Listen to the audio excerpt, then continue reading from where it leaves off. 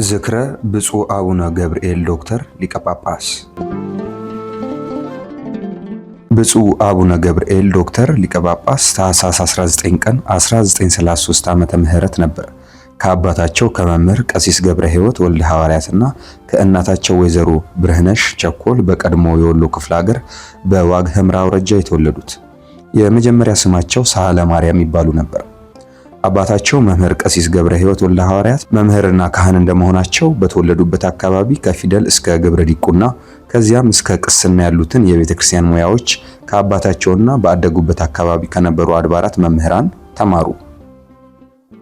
10 ዓመት ሲሞላቸው ለትምህርት ከነበራቸው ጉጉት የተነሳ ከቤተሰቦቻቸው ተለይተውና አካባቢያቸውን ለቀው ወደ ዛታ ከተማ በመሄድ በክርስትና አባታቸው ከመምህር ገብረ ጻድቅ ንባብና ዳዊትን፣ መዝገበ ቅዳሴን እስከ ሰዓታት ያለውን ክፍለ ትምህርት በሚገባ አጠናቀቁ።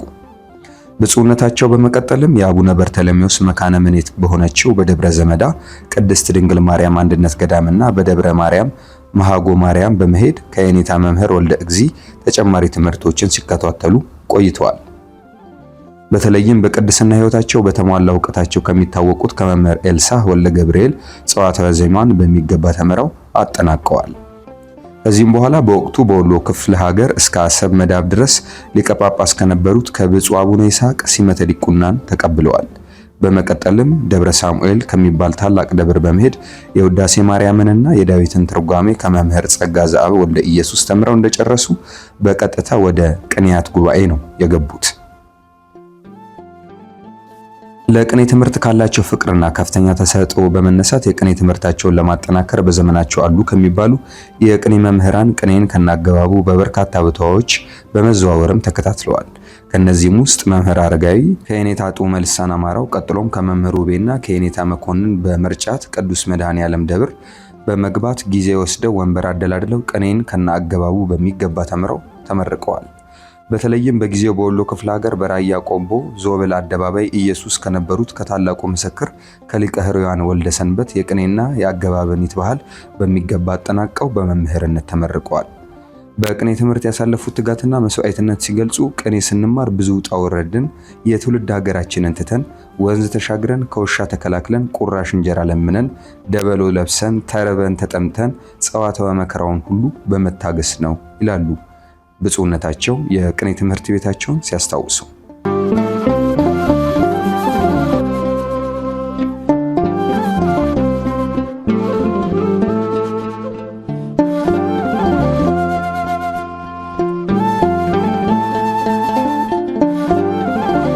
ከቅኔው በተጨማሪ የቅዱስ ያሬድን ዜማና የአቋቋሙን ትምህርትን ባገኙት አጋጣሚ ሁሉ ያላቸውን ጊዜ በመጠቀም ከቅኔው ጎን ለጎን አጥብቀው ተምረዋል። ብፁዕነታቸው በሕይወት ታሪክ መጽሐፋቸው ላይ እንደገለጹት በ1953 ዓመተ ምህረት መንግስቱ ነዋይና ጓደኞቹ ሰኢረ መፈንቅለ መንግስትን አካሂደው በርካታ ባለስልጣናት ባለቁበት ጊዜ የሥጋ ዘመዳቸው የነበሩት ዋግሹም ወሰን ኃይሉ ጋር ደሴ ከተማ የቅኔ መምህሩ ነው ስላገኟቸው እጅግ ተደስተው ወደ አዲስ አበባ ይዟቸው እንደመጡ ያስታውሳሉ።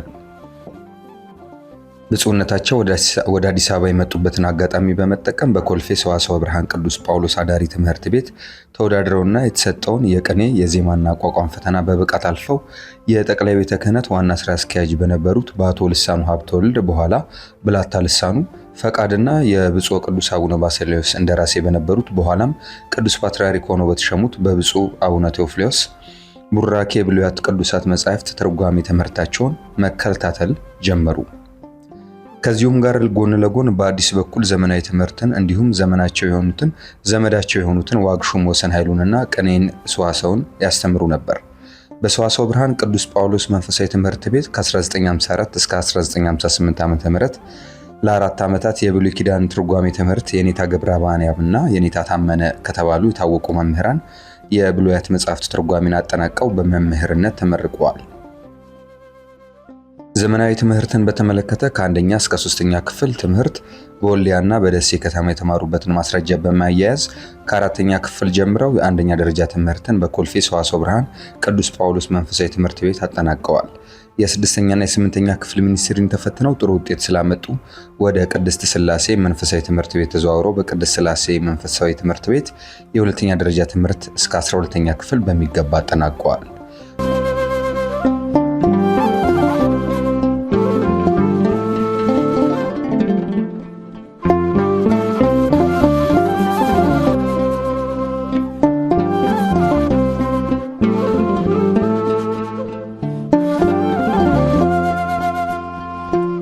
ብፁዕነታቸው በመንኩስና የቅድስና ሕይወት ጉዞ የጀመሩትና ለታላቁ ማዕረግ እንዲደርሱ የእግዚአብሔር ጥሪ የደረሳቸው በ1961 ዓመተ ምህረት ነበር።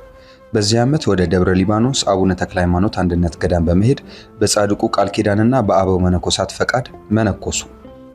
ብፁዕነታቸው አሰረ ምንኩስናን የተቀበሉት ገና የ11ኛ ክፍል ተማሪ ሆነው ስለነበር ከተማሪነት ሕይወታቸው በተጨማሪ ለስብከት ወንጌል ካላቸው ፍቅርና የማስተማር ጉጉት የተነሳ የራሳቸው ማይክሮፎን ድምጽ ማጉያ ይዘው በየወቅቱ ወደ ቀጨኔ መድኃኔዓለም ደብር በመሄድ በስብከት ወንጌል ያገለግሉ ነበር። በተማሪነት ጊዜያቸው ከቀጨኔ መድኃኔዓለም በፊት በገነተ ጽጌ ቅዱስ ጊዮርጊስ ደብር ወጣቶችን በሰንበት ትምህርት ቤት በማደራጀት ለተከታታይ 6 ዓመታት ያስተምሩ እንደነበርም ይታወሳል። በመቀጠልም ብፁዕነታቸው መስከረም 6 ቀን 1962 ዓመተ ምህረት በብፁዕ ወቅዱስ አቡነ ባሰልዮስ የመጀመሪያው የኢትዮጵያ ፓትርያርክ አባታዊ ፈቃድና አመራር ከብፁዕ አቡነ ያዕቆብ የወለጋ ሀገረ ስብከት ሊቀ ጳጳስ ቅስናና ቆምስናን ተቀብለዋል። የብፁዕነታቸው የውጭ ሀገር ትምህርት ቅድስት ቤተክርስቲያናችን በወቅቱ በነበራት የውጭ ግንኙነት መሰረት ብፁዕነታቸው የውጭ ሀገር የትምህርት ዕድል ከተሰጣቸው 6 ብቃት ያላቸው ተማሪዎች አንዱ ሆኑ። በዚህም መመዘኛውን አሟልተው ወደ ሩሲያ መስኮብ፣ የቀድሞ ፒተርስበርግ በኋላ ሌኒንግራንድ በመሄድ በመጀመሪያው 1 ዓመት የሩሲያ ቋንቋ ትምህርትን በሚገባ አጠናቀቁ። ከቋንቋ ትምህርቱ በመቀጠል በሃይማኖተ አበው ፓትሮሎጂ ትምህርት ዘርፍ በሌኒንግራንድ መንፈሳዊ ኮሌጅ የሚሰጠውን የ5 ዓመት ትምህርት በከፍተኛ ውጤት በማስመዝገብ በሃይማኖተ አበው ፓትሮሎጂ ዋና የጥናት መስክ የመጀመሪያ ዲግሪያቸውን በማዕረግ አጠናቀዋል። ከዲግሪው በተጨማሪ በማስተር ኦፍ ዲቪኒቲ ትምህርተ መለኮት ዲግሪ በተመሳሳይ ከፍተኛ ውጤት በማስመዝገብም አጠናቀው ተመርቀዋል።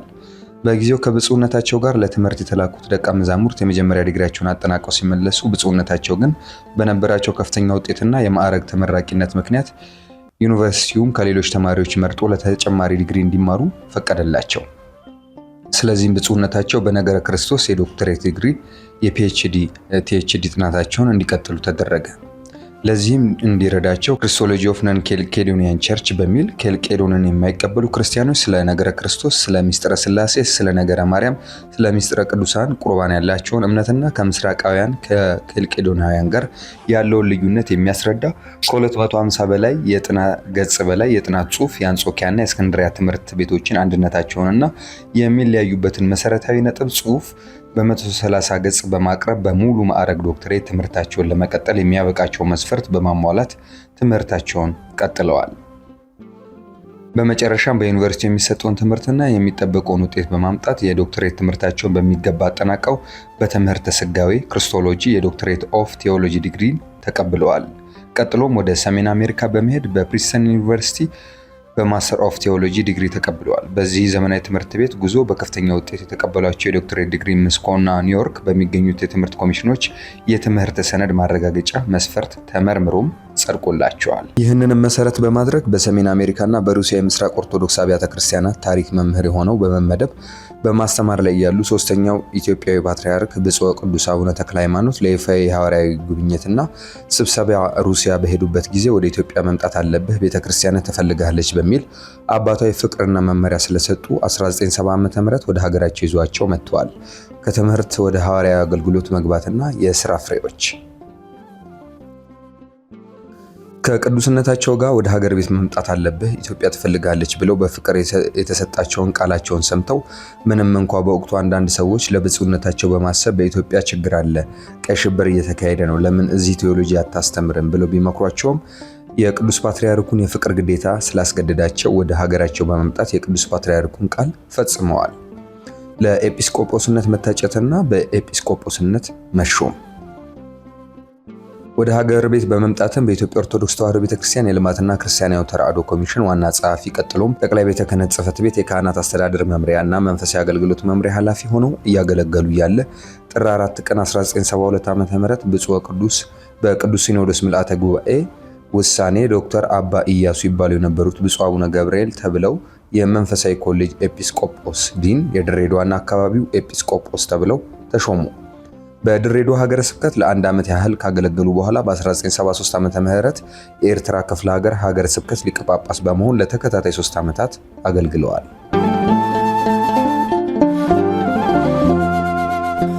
በ1976 ዓመተ ምህረት ደግሞ ወደ አዲስ አበባ በመዘዋወር የትንሣኤ ማተሚያ ድርጅት ኃላፊ ሆነው በመስራት ላይ እያሉ የኤርትራ ሀገረ ስብከት ካህናትና ምዕመናን አባታችንን ይመለሱልን እንፈልጓቸዋለን የሚል አቤቱታ ለቅዱስ ሲኖዶስና በወቅቱ ለነበሩት ፕሬዝዳንት በማቅረባቸው ለሁለተኛ ጊዜ ወደ አስመራ በመመለስ የኤርትራ ክፍለ ሀገረ ስብከት ሊቀ ጳጳስ በመሆን እስከ 1983 ዓመተ ምህረት ድረስ ማለትም ኤርትራ ራሷን የቻለች ሀገር እስክትሆን ድረስ አገልግለዋል።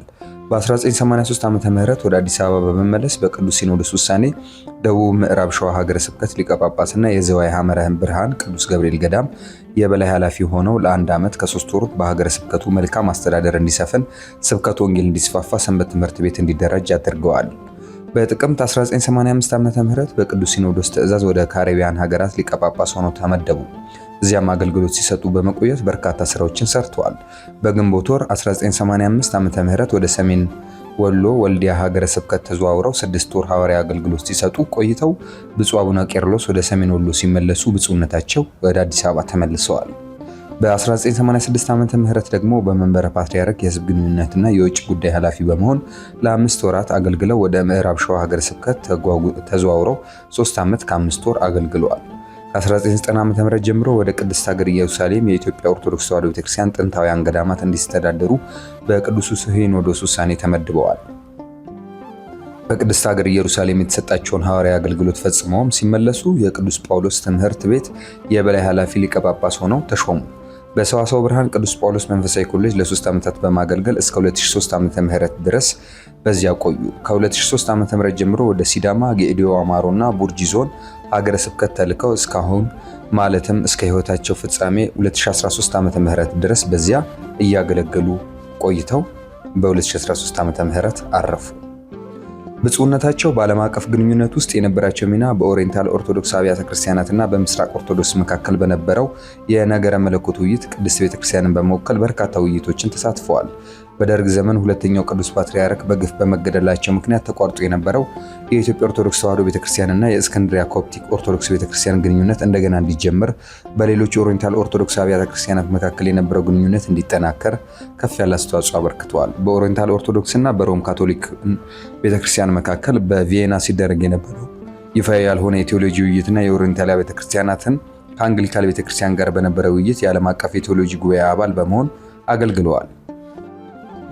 በአውሮፓውያን አቆጣጠር በ2013 በእኛ በጥቅምት 2005 ደቡብ ኮሪያ ቡሳን ላይ በተካሄደው በ10ኛው የዓለም አብያተ ክርስቲያናት አጠቃላይ ጉባኤ የኢትዮጵያ ኦርቶዶክስ ተዋሕዶ ቤተክርስቲያን ልዑካንን በመምራትም የጠቅላላ ጉባኤ አባል በመሆን ተሳትፈዋል። የኢትዮጵያ ሃይማኖት ጉባኤ መስራችና ለተከታታይ 6 ዓመታት ያህል የጉባኤው ቦርድ ሰብሳቢ ካውንስል ጉባኤው ሰብሳቢ በመሆን ከሐዋሳ አዲስ አበባ ድረስ እየተመላለሱ የቤተክርስቲያን የሰጠቻቸውን ኃላፊነት በብቃት በመወጣት ያለመሰልቸት አገልግለዋል። በሲዳማ ጌዲዮና አማሮ ቡርጂ ሀገረ ስብከት የሥራ ፍሬ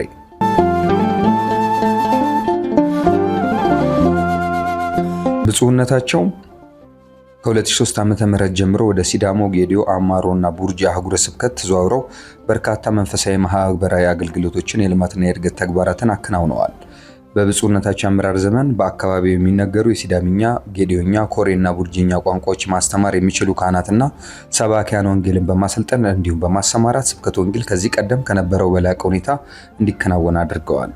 በሀገረ ስብከቱ አንዳንድ አጥቢያ አብያተ ክርስቲያናት መካከል የነበረውን አለመግባባትና ግጭት በእርቅና በስምምነት እንዲፈቱ በማድረግ የቤተ ክርስቲያንን አንድነት እንዲጠናከር አድርገዋል። ብፁዕነታቸው አብያተ ክርስቲያናት ባልተተከሉባቸው አካባቢዎችም የስብከተ ወንጌል ኬላዎች እንዲከፈቱ በማድረግ ትምህርተ ወንጌል እየተሰጠ ይገኛል። ከዚህ በተጨማሪ ማህበረ ቅዱሳን በሀገረ ስብከቱ የሚያከናውናቸውን የስብከተ ወንጌል አገልግሎት የማስፋፋት እንቅስቃሴዎች ውጤታማ እንዲሆኑ ተደርገዋል። ብፁዕነታቸው ከዚህ ቀደም ተሰርተው በአዲስ መልኩ በአማረ ሁኔታ ከታነጹት በርካታ አብያተ ክርስቲያናት በተጨማሪ 48 አዳዲስ አብያተ ክርስቲያናት እንዲታነጹ አድርገዋል። ገዳማትና አድባራት ገቢ ማስገኛ ህንፃዎች እንዲያንጹ፣ የተለያዩ ዘርፍ ያላቸውን እጽዋት በየጊዜው እንዲተክሉ፣ እንዲሁም ዳቦ ቤት፣ ከብት እርባታ፣ ትምህርት ቤትና የመሳሰሉት የልማት ተቋማት እንዲሰሩ ከፍተኛ አስተዋጽኦ አበርክተዋል። ብፁዕነታቸው የሀገረ ስብከቱ ጽሕፈት ቤት ከ50 ዓመታት በላይ በቢሮነት ከመንግስት በኪራይ ሲገለገሉ የነበረውን ቦታ በሊዝ የሀገረ ስብከቱ ንብረት እንዲሆን በመረከብ በቦታው በወቅቱ በነበረው ዋጋ ከ49 ሚሊዮን ብር በላይ ይጨርሳል ተብሎ የተገመተ ባለ 7 ፎቅ ሁለገብ ህንፃ ግንባታ እንዲካሄድ አድርገው እንዲመረቅም ሆኗል። ብፁዕነታቸው በሐዋሳ የካህናት ማሰልጠኛ የአብነት ትምህርት ቤት በማቋቋምና መምህራንን በመመደብ የአካባቢ ቋንቋን የሚያውቁ ወላጆቻቸውን ያጡና ለችግር የተጋለጡ 10 ልጆችን በመመልመል ለተከታታይ 5 ዓመታት ተምረው ቤተክርስቲያንን በማገልገል ላይ እንዲገኙ አድርገዋል። በዘመናዊ ትምህርታቸውም የተሻለ ውጤት ያመጡ በዩኒቨርሲቲ ውስጥ ይገኛሉ። የአብነት ትምህርቱም ስርዓተ ትምህርት ተዘጋጅቶለት በመሰጠት ላይ እንደሚገኝ ይታወቃል። ብፁዕነታቸው በማታውና በእረፍት ቀናት ቅዳሜና እሁድ መርሃ ግብር 169 ካህናት የሰንበት ትምህርት ቤት ወጣቶችና ምዕመናንን አሰልጥነው አስመርቀዋል። የካህናት ማሰልጠኛውን በአመራር ብቻ ሳይሆን ከደሞዛቸው ጭምር ከብር 65,000 ብር በላይ የገንዘብና የመጽሐፍት ድጋፍ በማከናወን ከፍተኛ አስተዋጽኦ በማድረግ ማሰልጠኛ ወደ መንፈሳዊ ኮሌጅ በማሳደግ ጥናቱ ተጠናቆ ለቅዱስ ሲኖዶስ ጥያቄ ቀርቦ ወደ መንፈሳዊ ኮሌጅነት እንዲያደርግ ተደርጎ አሁን ባሉት ብፁዕ አቡነ ዮሴፍ እንዲመራ ሆኗል። በማጠቃለያ ብፁዕ አቡነ ገብርኤል ዶክተር ሊቀ ጳጳስ ቤተክርስቲያንን ወክለው በሀገር ውስጥና በመላው ዓለም ከፍተኛ አገልግሎት የሰጡ ዘመናዊውን ነገረ መለኮት ከትውፊታዊ የአብነት ትምህርት እውቀት ጋር በአንድነት አስተባብረው የተማሩ የምርምርና የእውቀት ባለሀብት ነበሩ። ብፁዕነታቸው ሀሳባቸውንና እምነታቸውን በአደባባይ ለመግለጽ የማያሳሳ እውነተኛ ምስክርነት ለመስጠት ወደኋላ የማይሉ በሐዋርያዊ አገልግሎት የወጡበትና የወረዱበት መንገድ ሁሉ ለተተኪ ትውልድ ምሳሌነት ያለው ነበር። በቋንቋ ደረጃ ከሀገራቸው ቋንቋዎች በተጨማሪ የእንግሊዝኛ፣ የሩሲያና ቤላሩስኛን ተጨማሪ 2 የሩሲያ ዲያሌክት፣ ግሪክና ቋንቋዎችን በብቃት የሚናገሩ በመጠኑ አርሜኒያን ቋንቋ የሚናገሩ ዓለም አቀፍ ሰብዕና ያላቸው መጽሐፍትን ማንበብና መመርመር የሚያስደስታቸው ምሁር አባትም ነበሩ። በአጠቃላይ ብፁዕነታቸው ከልጅነታቸው ጊዜ ጀምሮ ቤተክርስቲያኑን በመንፈሳዊ ተልእኮና በንጽህናና በቅድስና አገልግለዋል። በማስተማርና በመምከር የተጉ በአባታዊ ሕይወታቸው የተመሰከረላቸው በስብከት ወንጌልና በሐዋርያዊ ተልእኮ ደከመኝ ሰለቸኝ የማይሉ በሃይማኖት የጸኑ በምግባር የታረሙ በዘመናቸው እውነተኛ ሀገር ወዳድ ሰውን ከሰው የማይለዩ ዘመናቸውን በትምህርትና በስራ ያሳለፉ የአበው ሊቃውንትንና ቅዱሳንን አሰረ ፍኖት የተከተሉ አባት ናቸው። ብፁዕነታቸው በምንኩስናቸው የታመኑ የእግዚአብሔር አገልጋይና የሁሉ አባት እንደሆኑ አበክረው የሚናገሩና የሚመሰክሩ አባት መሆናቸው ይነሳል። ታላቁ ሊቅ ብፁዕ አቡነ ገብርኤል ዶክተር ከጥቅምት 2013 ዓ.ም ጀምሮ በቅዱስ ሲኖዶስ ፈቃድ በጸሎትና በቡራኬ እንዲቆዩ ተፈቅዶላቸው ቤተክርስቲያንን በጸሎት እያገለገሉ ይገኙ የነበረ ሲሆን ብፁዕ አቡነ ገብርኤል ዶክተር ሊቀ ጳጳስ ባደረባቸው ሕመም ምክንያት በተወለዱ በ80 ዓመታቸው በጸሎት በጸበልና በሕክምና ሲረዱ ቆይተው ህዳር 26 ቀን 2013 ዓ.ም ከቀኑ 5 ሰዓት አካባቢ ከዚህ ዓለም ወደማያልፈው ዓለም ከሞት ወደ ህይወት ከድካም ወደ እረፍት ተሸጋግረዋል። እግዚአብሔር አምላካችን የብፁዕ አባታችንን ነፍሳቸውን ለወዳጆች ቅዱሳን ጻድቃንና ሰማዕታት ባዘጋጀው መካነ እረፍት በክብር ያሰልፈን፣ እኛንም ከበረከታቸው ረድኤት ያሳትፈን ይክፈለን። አሜን። በስብሐት ለእግዚአብሔር።